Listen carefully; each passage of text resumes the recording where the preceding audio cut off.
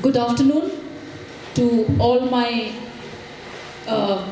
organizers of the Kaiping Students' Union, the honorable dignitaries, invitees who are present here, and a very warm welcome to the freshers who are present here today.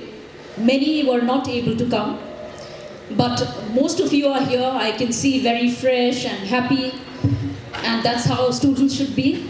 So I wish all of you here a very warm welcome, not only from the Students' Union, but from my own side.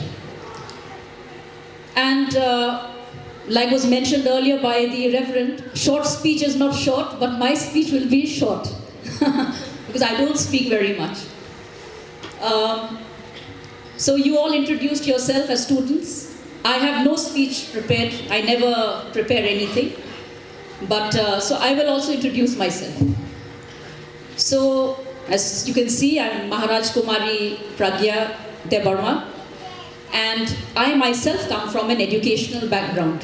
So that is why, one reason why I'm happy to see so many of our Kaiping students are trying to come out of the villages, and they're trying to study, not only in Agartala, but even go to other states. Because in the end, education is very important for anything you do in life. And so, I myself, of course, I studied in Shillong, in Loreto Convent, then St. Mary's College.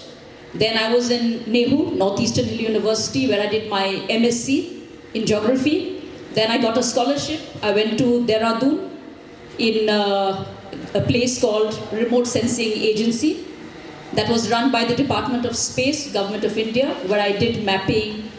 After I came back, I was very young, 24, 25 years old. I started my own organization called Northeastern Region Development Association, where I did projects for the Northeast by using satellite pictures. Now you're all familiar with satellites. So I was using satellite pictures for interpretation, for preparing maps, for conducting studies on jhum cultivated areas, the problems that are there with soil, water, development of cities. And from there, I kept on studying. So I got another scholarship, and then I went to Germany. So I never told my parents, give me money for education. They funded my education till school, till class 10. After that, I said no, I want to study for knowledge, so I can learn something, improve myself as a person. Because studying alone, like was mentioned earlier, is not for earning money only. Money is important, that is there.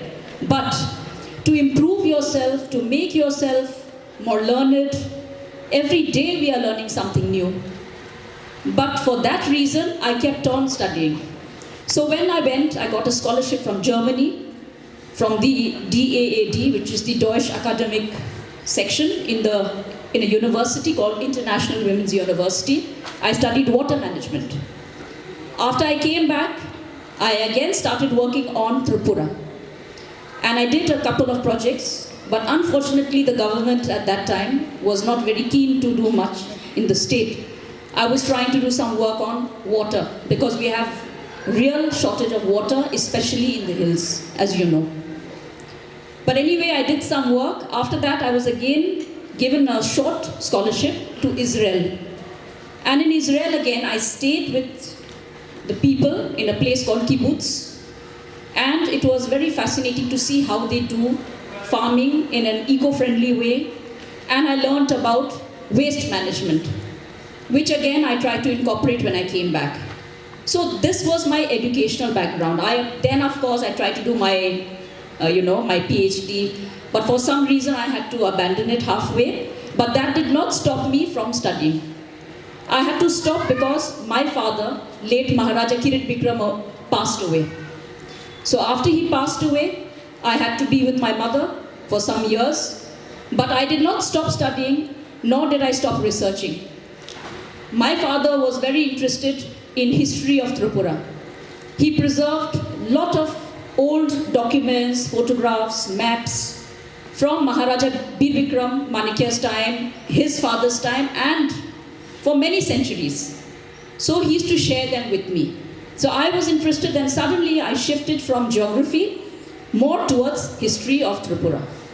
And then I started collecting them and doing programs for bringing awareness in not only Tripura but even in the whole country. I even went abroad to present a paper in Italy on cultural aspects of Northeast India, especially Tripura. So the end is not just studying in school, college or university and forgetting about everything. Your life starts even after that. We can change any time. It doesn't mean if you're studying science, you cannot do anything in arts. You have to follow your heart and your mind. Knowledge is important, like was mentioned. There are many things we can say about knowledge. For example, knowledge comes to us from the day we are born. That is an experience. As we grow older, it changes.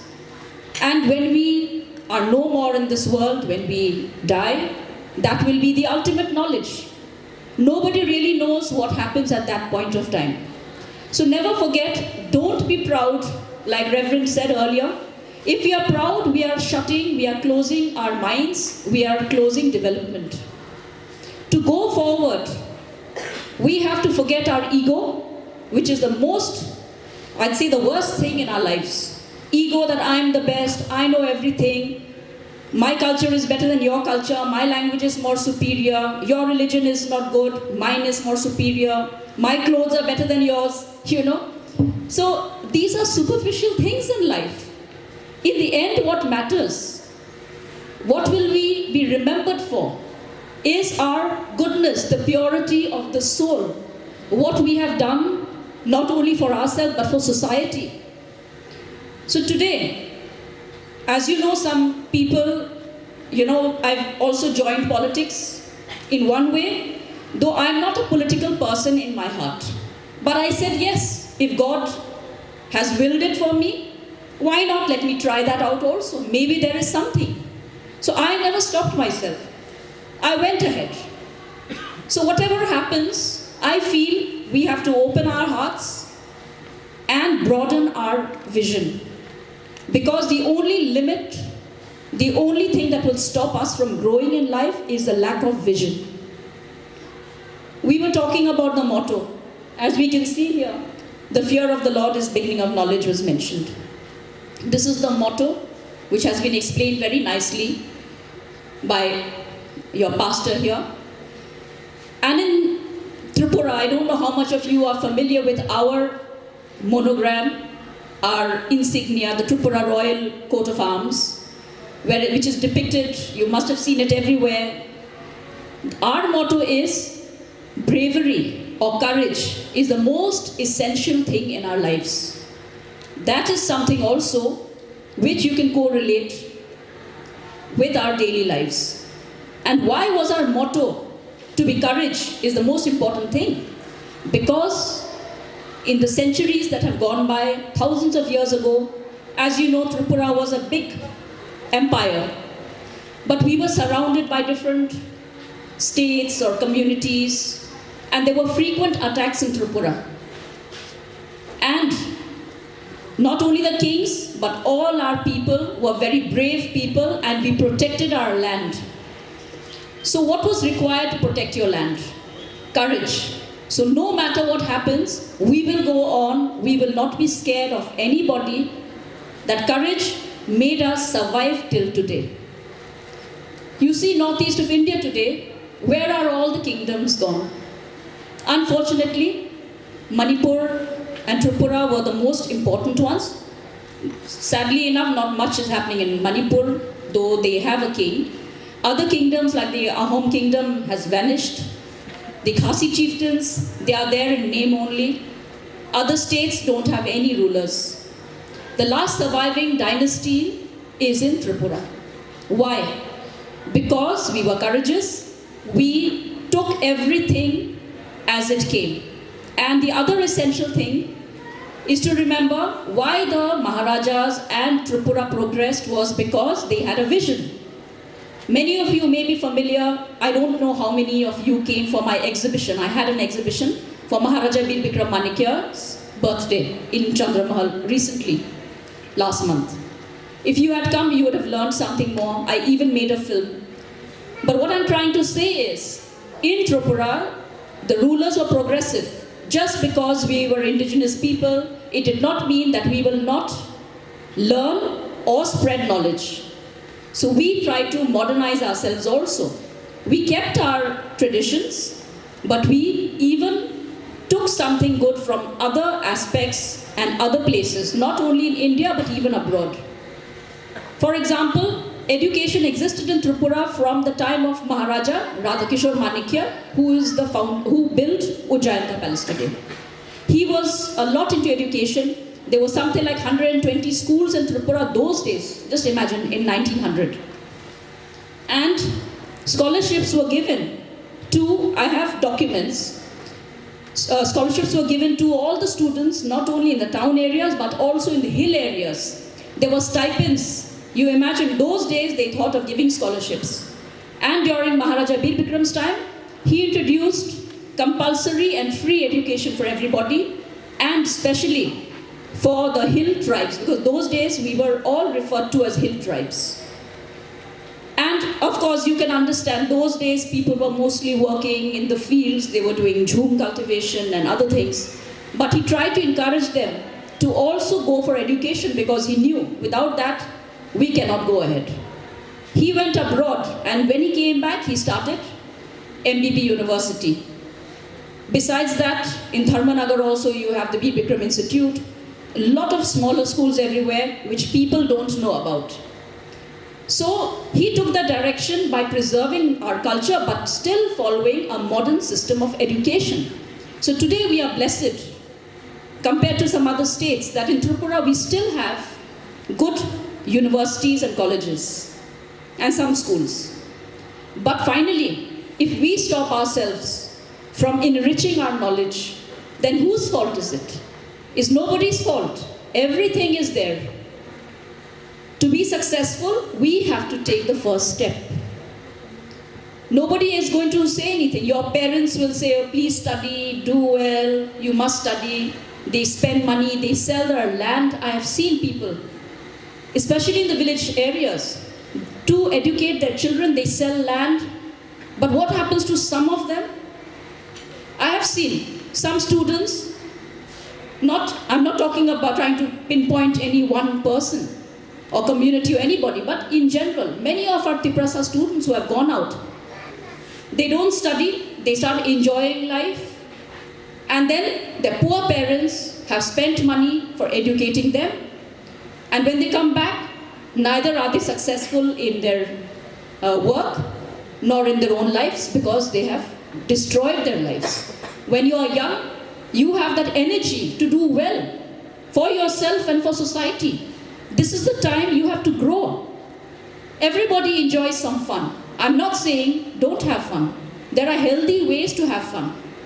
But what is happening today? See Tripura, drugs. I mean, we are finishing our lives with drugs. What will be our population? We in Tripura are already a minority. Young boys and girls, 14, 15, they are finishing their lives by taking drugs. Before that time, our population this way is going to finish off. It's very sad. I feel sad. What is our vision? What is their vision? Their parents also. That's why the guardians too, I think, should learn to talk to their children, try to find out what is worrying them. So, if we don't improve ourselves, we don't concentrate or have discipline in our lives, we can't go ahead. So my speech is becoming long. You are getting bored. I'm talking like a teacher. But I used to teach also. I was also a lecturer for some time in Nehu. So maybe I have this habit. But I am saying this because I love all of you. We are all the same. We must not divide ourselves. Today we are having this union, and I'm very happy that through the Kaipeng Students' Union, you're trying to bring the students from the Kaipeng group from outside Agartala to come and study here to open their minds. It's a very good effort. Also because this way you can help each other. You can all become closer to each other. But we must not forget that we Tiprasas, we all consist of 5 major Pancha Tripura, we call it. And from the old days, all the major, nowadays we don't say tribes because we don't like it, but at that time we were called Pancha Tripura. We didn't have the word tribal or indigenous, nothing. Because we were the people of the earth, of the soil. So we were all united, and each community worked together. Maharaja was there, but they had the Dopa, like we have our honorable person from the Dopa also here. And they were the ones to bring control, discipline, and to guide the people. So everybody followed a principle, a discipline, and that is why in the old days, they were able to manage everything. Now today, we have other modern ways of going ahead. So we should follow that also, but we should not disrespect the past. Because through our past, we are here today, and that should guide our future. What mistakes we may have made does not mean because it was in the past, it's over. No, we should reform. We should be encouraged. Because today is there, but the future is also there. If it rains today, doesn't mean tomorrow it will rain. The sun will shine. But it is up to us to make that difference. To make others happy, we have to make ourselves happy. How do we make ourselves happy? By doing the right thing, by following certain things which will not harm us or others. That is what God wants us to do also. Life is short. We don't know how many years we are going to be here. But make the full use of it. As students, you have your duty as students, maybe in college, school, or university. But after that, like I said, your life doesn't end. Knowledge does not end. Keep seeking knowledge. Come away from ignorance, and the truth will come on you. Every day is a lesson. Make use of it, and you will do well in the future. And now my short speech has become long, so I will end it here. Thank you very much, and may God bless all of you as you start this new journey. And to the existing students also, I wish you all the best. May you be guided, and not only by God, but by your own conscience, and do what is best for you and for the society. Thank you very much.